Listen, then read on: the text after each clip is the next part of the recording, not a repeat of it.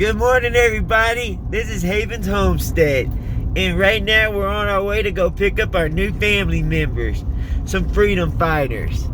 25 of them. I bring Juju with me every time I go pick up birds because he's the first one to smell them. That way he can put his parentism on them, his little Flavor Flav. As long as he watches them grow from a puppy, from a little baby, he thinks they're his puppies.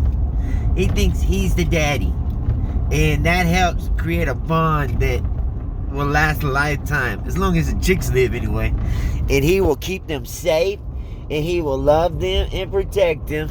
Just like us at Haven Homestead. These are little parts of our family. Which is going to make our family grow healthier and stronger.